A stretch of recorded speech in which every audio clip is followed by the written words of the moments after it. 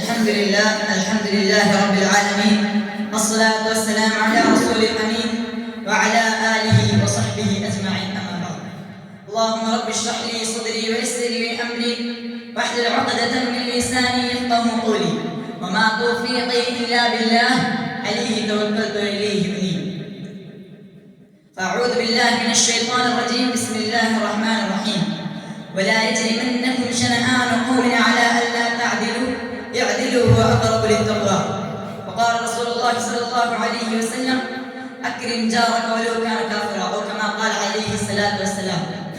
ഏറ്റവും പ്രിയം നിറഞ്ഞ ഉസ്താദുമാരെ, എന്നെ ശബ്ദം ശ്രവിക്കുന്ന ശ്രോതാക്കളെ, വിധികർത്താക്കളെ, അസ്സലാമു അലൈക്കും വറഹ്മത്തുള്ളാഹി തആല വബറകാതുഹു. കൈവിന്റെ കലപുറത്തിരിക്കുന്ന തനാഫുസിന്റെ മുഹൂർത്തത്തിൽ നീതി നീങ്ങുന്ന ലോകം, നീതിയുടെ പ്രവാചകൻ എന്ന കാലിക പ്രസക്തിയേറിയ വിഷയത്തെക്കുറിച്ച് വിശകലനം ചെയ്യുമ്പോൾ നാം ആദ്യമായി മനസ്സിലാക്കണം എന്താണ് അനീതി എന്ന്. ഒരു പറ്റം ന്യൂനപക്ഷത്തിനോ ഒരു ജനതക്കോ ഒരു സമൂഹത്തിനോ ലഭിക്കേണ്ട, അവർക്ക് ലഭിക്കൽ നിർബന്ധമായ ഒരു കാര്യത്തെ തൊട്ട് അവരെ വിദൂരമാക്കി നിർത്തുക അഥവാ അവർക്ക് കൊടുക്കാതിരിക്കുന്നതാണ്. എന്നാൽ സമൂഹ മധ്യം നടക്കുന്നതും അത് തന്നെയാണ്.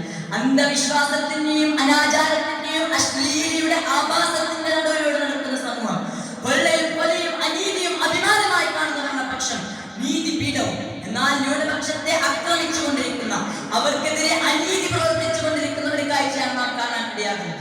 അധികാരത്തിന്റെ അപകർഷണത്തിന് വേണ്ടി വോട്ട് യന്ത്രങ്ങളിൽ പോലും ക്രമക്കേട് കാണിച്ചുകൊണ്ട്, അധികാരം പിടിച്ചു കുലിക്കൊണ്ട്, ഹിന്ദുവിനും മുസൽമാനിനും ക്രൈസ്തവനും ജൂതമതസ്ഥനും ജൈനമതസ്ഥനും മതമുള്ളവനും മതമില്ലാത്തവനും തുല്യമായി നീതി ലഭിക്കേണ്ട സ്ഥാനത്ത് അവർക്കെതിരെ അക്രമം അയച്ചു വിട്ടുകൊണ്ട്, അവർക്കെതിരെ അനീതി പ്രവർത്തിച്ചു കൊണ്ടിരിക്കുന്ന ഈ സമകാലിക കാലഘട്ടത്തിൽ നമുക്ക് കാണാൻ സാധിക്കുമ്പോൾ, 1400 വർഷങ്ങൾക്ക് പിന്നോട്ട് ചിന്തിക്കുമ്പോൾ നമുക്ക് കാണാൻ സാധിക്കുന്നത് നീതി സമ്പൂർണ്ണമായിട്ടുള്ള രണ്ട് ദീക്ഷമായിരുന്നു.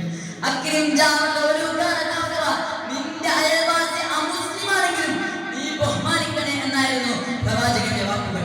എന്നാൽ ഈ സമൂഹത്തിൽ അനീതി വ്യാപകമായിട്ട് നടന്നുകൊണ്ടിരിക്കുകയാണ്.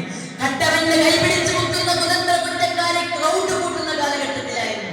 ആ കാലഘട്ടത്തിൽ കട്ടത് എന്റെ മകൾ ഫാത്തിമയാണെങ്കിലും കൈവെട്ടേ എന്നായിരുന്നു പ്രവാചകൻ സല്ലല്ലാഹു അലൈഹി വസല്ലം സമൂഹത്തിനോട് വിളിച്ചു പറഞ്ഞത്. കൊലയാളിക്ക് കഴിക്കാൻ ഭക്ഷണവും കിടക്കാൻ പാർപ്പിടവും ഉന്നത പദവിയും നൽകുന്ന കാലഘട്ടത്തിൽ കട്ടവന്റെ കൈ മുറിക്കാനും കൊലയാളിയുടെ കീഴ്ത്തറക്കാനും വ്യഭിചാരം ഉന്നയിച്ചവർക്ക് ശിക്ഷ നടപ്പാക്കാനായിരുന്നു പ്രവാചകനും ദീനുൽ ഇസ്ലാമും നമ്മളോട് കൽപ്പിച്ചിരിക്കുന്നത്. എന്നാൽ സ്വന്തം മക്കളിൽ പോലും, സ്വന്തം പിഞ്ച് ഓമനയിൽ പോലും അനീതി പ്രവർത്തിച്ചു കൊണ്ടിരിക്കുന്ന കാലഘട്ടം മഹാനായ പ്രവാചകൻ സല്ലല്ലാഹു അലൈഹി വസല്ലം എന്ന കാലഘട്ടം നമുക്കറിയാം. പെൺകുഞ്ഞ് ജനിച്ചു കഴിഞ്ഞാൽ കുഴിച്ചു മൂടുന്ന കാലഘട്ടത്തിലേക്ക് പ്രവാചകൻ വന്നിട്ട് പെണ്ണെന്ന് പവിത്രമാണെന്ന് പഠിപ്പിച്ചിട്ട് കുട്ടികളോട് നീതി പുലർത്തണേ എന്നായിരുന്നു പ്രവാചകന്റെ വാക്കുകൾ. ഇത്രയധികം അനീതിയുടെ ഒരു സമൂഹത്തിലേക്ക് പ്രവാചകൻ വന്നിട്ട് നീതി പഠിപ്പിച്ചു കൊടുക്കുകയുണ്ടായി. ഇത്രയധികം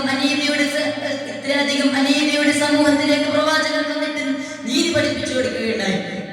ഏതെങ്കിലും ഒരു സമൂഹം വേറൊരു ജനക്കൂട്ടത്തെ ആക്രമിക്കുകയോ അവരോട് അനീതി കാണിക്കുകയോ ചെയ്താൽ എന്തെങ്കിലും ഒരു നാൾ കാലത്തിന്റെ നീതി വരുമെന്ന് നാം പറയാറുള്ളത് പോലെ പ്രവാചകൻ സല്ലല്ലാഹു അലൈഹി വസല്ലം തങ്ങളും അനുചരന്മാരെയും അങ്ങേയറ്റം ആക്രമിക്കുകയും പീഡിപ്പിക്കുകയും ജനിച്ച് വളർന്ന മണ്ണിൽ നിന്നും ആട്ടിയോടിക്കുകയും ചെയ്ത ഒരു സമൂഹത്തിന്റെ മേൽ പ്രവാചകന്റെ ആധിപത്യം ലഭിച്ചപ്പോൾ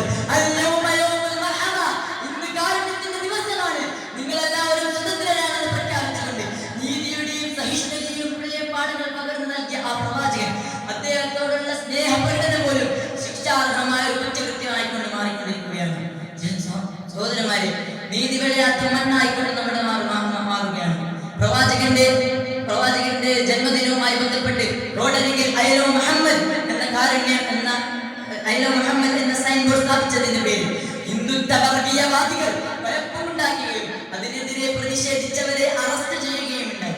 ഇന്ത്യയിലെ മുസ്ലിം സമൂഹം അതിവ്യക്തമായ അനീതിക്കരയായിക്കൊണ്ടിരിക്കുകയാണ്. ഇല്ലാത്ത കഥകൾ പറഞ്ഞുകൊണ്ട് ഇന്ത്യയിലെ അസമിലെ മുസ്ലിം നിവാസികളെ പല ആരോപണങ്ങൾ ഉന്നയിച്ച് അവരുടെ പൗരത്വം നിഷേധിക്കുകയും ശേഷം ബന്ധുക്കളെ പോലും അറിയിക്കാതെ റോഡരികിലും ബോർഡറുകളിലും മറ്റും കൊണ്ടുപോയി തള്ളുന്ന സംഭവങ്ങൾ നാം കണ്ടതാണ്.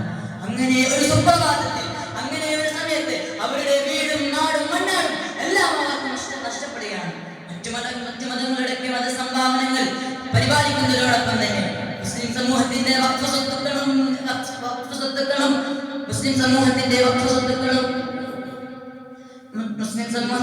സ്വത്തുക്കളും മറ്റു മതങ്ങളുടെ മതസംഭാവനകൾ പരിപാലിക്കുന്നതിനോടൊപ്പം മുസ്ലിം സമൂഹത്തിന്റെ വഖഫ് സ്വത്തുക്കളും മറ്റു മതങ്ങളുടെ മതസംഭാവനകൾ പരിപാലിക്കുന്നതിനോടൊപ്പം മുസ്ലിം സമൂഹത്തിന്റെ വഖഫ് സ്വത്തുക്കളും കട്ടുതുങ്ങുന്നതിനായി വഖഫ് നിയമങ്ങൾ പോലെ വഞ്ചനാ നിയമങ്ങൾ കൊണ്ടുവരുമ്പോൾ നമ്മുടെ രാജ്യത്ത്, നമ്മുടെ ഇന്ത്യ എന്ന മഹാരാജ്യത്ത് അനീതിയുടെ ചെകുത്താൻ നിർത്താനം ആടിക്കൊണ്ടിരിക്കുകയാണ്. അനീതിയുടെ അഗാധഗർത്തത്തിൽ വിട്ടുപോയിരുന്ന ഒരു സമൂഹത്തെ നീതിയുടെ സുന്ദര ലോകത്തേക്ക് കൈപിടിച്ചു കൊണ്ടുവരികയും മനുഷ്യന്റെ അടിമത്തത്തിൽ നിന്നും മോചിപ്പിക്കുകയും ചെയ്ത ഇസ്ലാമിനെ നിങ്ങൾക്ക് ഒരു സമൂഹത്തിന്റെ മേലുള്ള നിങ്ങൾക്ക്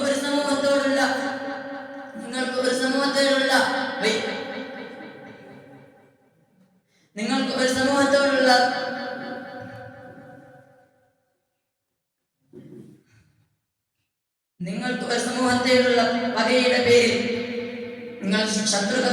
നിങ്ങൾക്കൊരു സമൂഹത്തോടുള്ള ശത്രുതയുടെ പേരിൽ അവരോട് അനീതി കാണിക്കാതിരിക്കുക. നിങ്ങൾ നീതി കാണിക്കുക. നിങ്ങൾ നീതി കാണിക്കുക. അതാണ് സൂക്ഷ്മതയ്ക്ക് ഏറ്റവും ഉത്തമമെന്നും പഠിപ്പിച്ചുകൊണ്ട് പ്രപഞ്ചനാഥനായ നീതിമാനായ പ്രപഞ്ചനാഥന്റെ ദീനിനെ തീവ്രതയുടെയും ഭീകരതയുടെയും പ്രതിരൂപമായി പൊതുജനങ്ങൾക്കിടയിൽ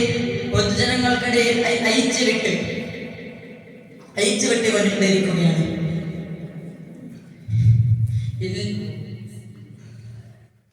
ഇത്രയും പറഞ്ഞാണ് ഞാൻ എന്റെ പ്രസംഗത്തിൽ